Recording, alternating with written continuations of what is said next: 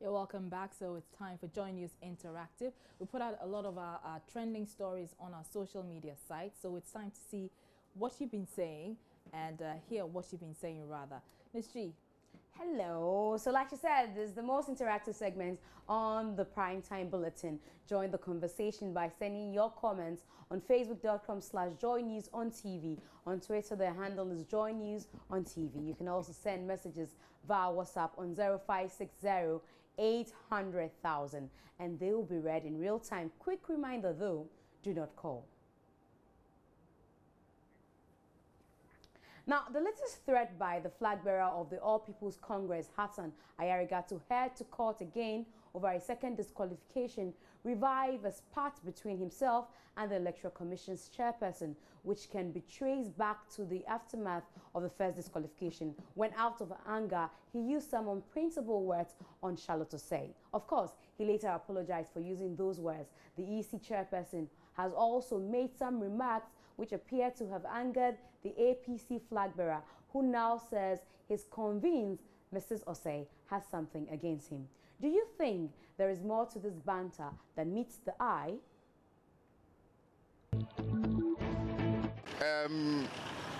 Ghanaians know that the EC is right, but by saying that Ayariga will not even win when he qualifies him. But the EC shouldn't have come out to say that, we are in a democratic country where people can, stand for whatever they want to stand for. So you have to give the person the right to contest if he really qualifies for the election. So, well, if the second chance was given to Ayariga and he still didn't qualify, then I think the AC is right, but the AC shouldn't have said that.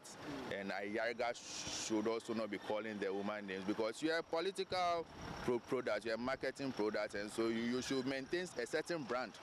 You understand? No matter what, you should maintain a certain brand. Even if you have to say that, you should use some spokesperson, yourself saying that maybe, Charlie, you might not sell the next time. That's what I think. Yeah. After all, he's not the only one who was stand down. Why is he taking things personal?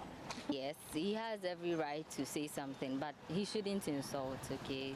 Yeah, it's not nice. I mean, after saying all that, he will still not be brought back, so why? Thank you very much.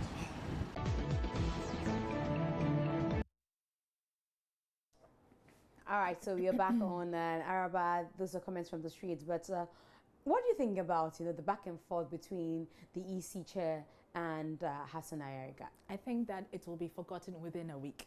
Let's move on. Jambedu Adnan Al Hassan writes, it hurts to go through all these hurdles only to be disqualified. So yes, he's entitled to his opinion, but hey, Ayariga himself should be circumspect in his utterances. The EC has, however, done well by not fighting Ayariga in the media. I sincerely urge Ayariga to go to court if he was disqualified based on personal grounds.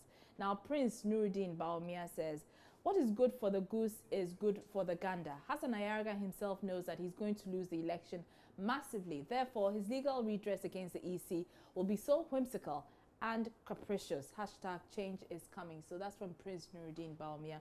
Eliasu Harinatamale, one of our regular viewers. Hi, Eliasu. He says, many were those, including Ayariga, who kept mute when we raised eyebrows about her conduct. Now, Ayariga is ranting and raving because it invokes him. Well, he should also keep mute and suffer. What kind of referee is Charlotte to say such that when you touch Mahama, you are fouled? I don't quite get that. Well, Eliasu continues. It serves Ayariga right. The next time the issues are raised about the conduct of persons manning institutions, they would give it the required attention. So that's from Eliasu. And Paul Kofi Bedu writes, the EC has no legal grounds to disqualify any aspirant or party based on the assumption that they will lose the election. If the EC can disqualify aspirants based on these assumptions, then it means they also know who will win the election. So they must tell us who the winner will be, and that will end the election brouhaha. End of story. Interesting a post there by Paul Kofi Bedu. And Kwesi Amwating Ayipa writes, this is a factual statement. We all know Hassan Ayariga will lose. How do you know that, Kwesi Boating? He says, we all know Hassan Ayariga will lose. So the EC has even done a good job by eliminating him. Oh, He should save his money and use it to expand. He should save his money and use it to expand his pizza business and apply for proper residential address. I don't think that's very nice of you, Kwesi Boateng Ayipa. Is that the name? Great to see God winning. That's how he identifies himself. He says, truly, Hassan himself will know he will lose the election, so he should rather thank Charlotte. Whoever helps you to kill your enemy must be greatly thanked. And finally, Shipman Osei writes, yes, Ayariga is right to be angry with Madame Charlotte Osei because she has cheaply used him to support the position of the NDC at IPAC, and she has dumped him just like that. But I think that all is not lost for Mr. Ayariga. He should forget about politics and concentrate more on his cough syrup production. Hashtag Ayarikov adults and Ayarikov babies. That's from Shipman Osei. Anyway, let's come to WhatsApp. And everything shows that Madame Charlotte Osei disqualified Ayariga with personal reasons. Why is she doing all these things? I want to know which law school she attended because her attitude doesn't look like a lawyer at all. That's your opinion. From Berkum, and Ayariga is simply not serious. His lawsuits will be thrown out even before he gets to court. John 3:16 is divine. Nothing can stop it. J.M. Twasu and Marima Kubaji from Jenny sent this one. From Teku, let's forget about the dead lion and talk about the living dog. Abba, Ghanaian Spa. And so also we have a message from, let's see this one. Ike, who says, seriously, Mr. Ayarikov should calm down because she is not the only commissioner, and what is he asking for? What he's asking for cannot be done because it will mean removing all the other commissioners. And this is Dean in Tamale. And also Christ Joe EC is doing the right thing, but Ghanaian politicians are full of hypocrisy. And also he thinks Mrs. Osei is causing financial loss to the state. And so those are some of the messages we've received. Let's move on to some other story.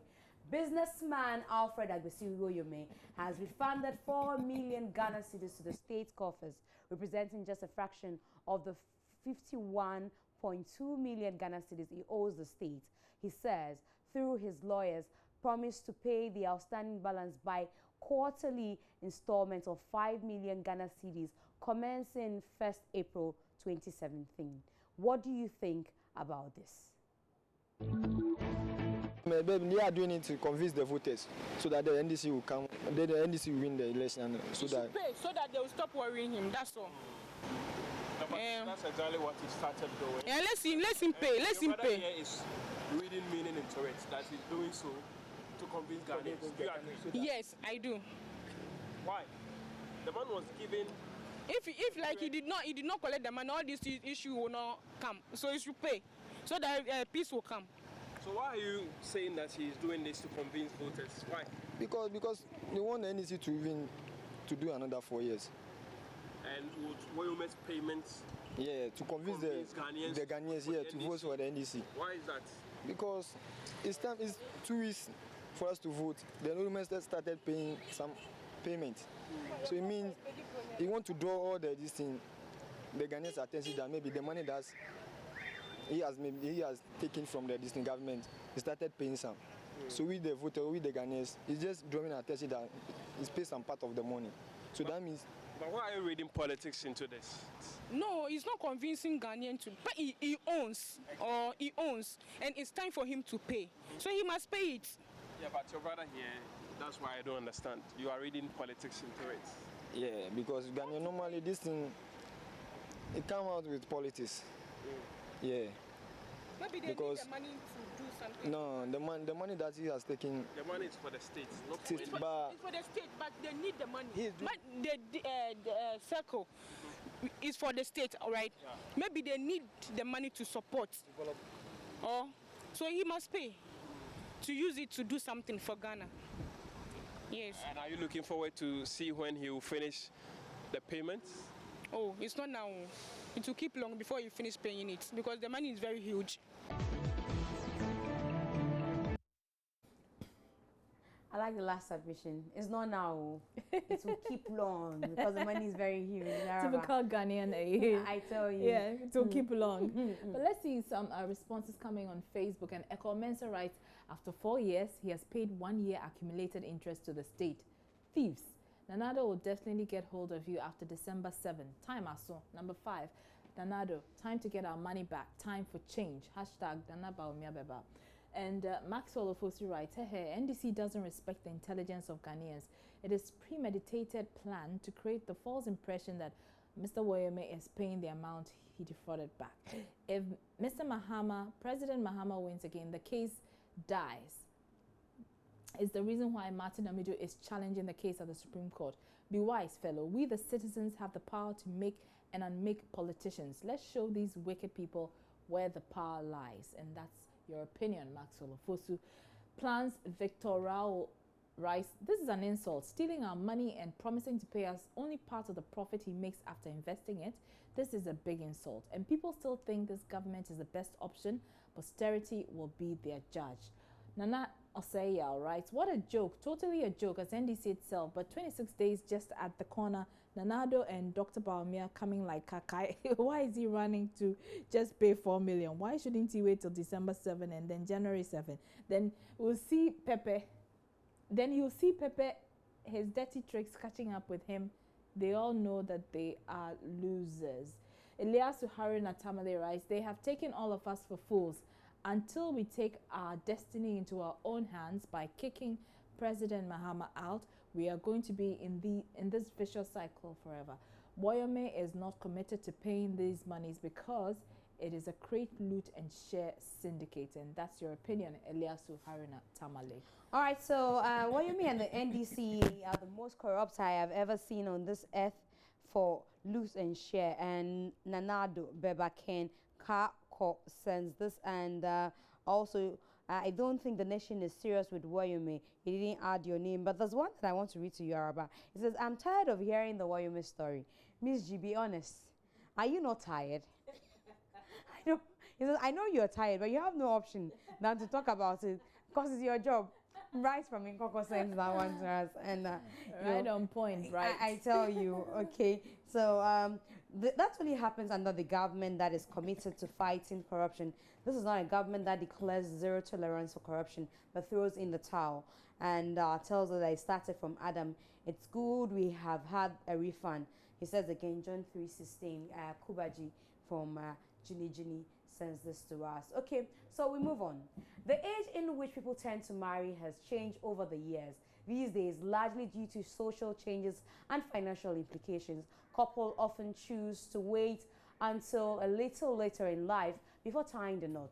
According to University of Utah, sociologists, marrying in the late 20s or early 30s reduce the chances of divorce. So in short, this shift is punctuality could have a positive effect. After studying National Survey of Family Growth data, Wilfinger concludes that divorce risk decreases from those who were during their late 20s or early 30s.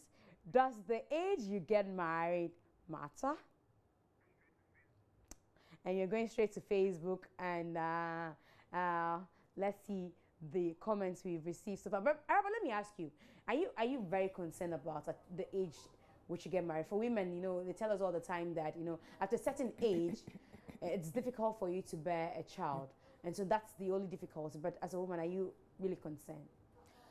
Personally, I'm very comfortable in my own skin. So I would say I'm exceptionally concerned about the age, although you get reminders from your relatives, you know, and people around you, even those that you work with, that you know what, your biological clock is ticking, so you need to speed it up. So there is some, you know, point to be made there that, you know, we are not the same. We deteriorate every day, all of us, be it women or men, but even more so for women. So as you grow older, I mean, the likelihood of, you know, having a safe delivery decreases. So it's important in that respect to marry early, but I don't think it's too important to marry early, because I've seen people who married much earlier and now, they are exactly. So the marriages. It also depends on how well you keep yourself. So No pressure on You're the keeping age. well anyway. So let's see what people are saying on social media. Well, Enum Kwejo Martin writes, according to Socrates, by all means marry. If you get a good wife, you'll become happy. If you get a bad one, you'll become a philosopher. But to me, getting a good or bad spouse sometimes depends on the maturity of the person, which age is a factor, which is quite true. Ejapon Joabeng Hine writes, it's good to know the age you want to marry because life to some extent is a planned journey with conscious effort to make it. So marriage as custom demands should be planned by age. If you have a good life partner for women, you should get, excuse me, you should get married at not more than age 30 and for a man not more than age 32. Remember, you need to get time to look after the kids to be better in the future. So that's Ejapon Joabenghine's opinion. And Raymond Newton Kaku writes, it really matters. In fact, the older you grow, the higher the possibility of giving birth to children with disabilities or impairments. By implication, one should get married at a reasonably early age in order to give birth to healthy children. All right, so let's go to Facebook. WhatsApp. I don't think it matters. Or he says, no, it does matter. Age is just a number, but love matters. Lucas from Berikum sends this to us. And Miss G, Araba, are you girls married? Kwame from Takrady is asking us. Of course, we are not married, but when we are ready to get married, we definitely will. And the age you marry is very important because taking the woman, for instance, after a certain age, it's like you're out of class. Really? At what age is that? Anyway, but I would say that age should be a major thing to look out for when you're getting married. This is from Christian. And marriage is at best when you marry early, but take your time and marry the right person. Bambaki Asamed sends this to us. And please, Miss G, I'm Oluyendi. I'm not happy. Okay. I'm not happy about the Ayariga comment to the EC lady, but he and the lady should take care in their undertakings. However, you and Araba are both macho sweet ladies. I don't know what that is. Macho sweet ladies. Please vote and let the winner call me and come. So we should vote. That's a good one. Anyway, so it doesn't really matter. Some ladies are not prepared to live as wives. They have all the apps in terms of rooms, but are so naive about many things. And this is from Kubaji Jini. So Araba, I'm not ready to get married. You're not now. Ready. You're not like but you're now. in love. Oh yes, I am. Okay, we got that on TV. On national TV, Miss G said she is in love. Oh, I'm so in love. Yes. Okay, and listeners and viewers, we will bring you evidence of that subsequently. Anyway, that's how we wrap up the show. Thank you for staying with us throughout the whole week. Have a lovely weekend. I'm Araba Crimson. She's Miss G. We'll be back again on your screens next week.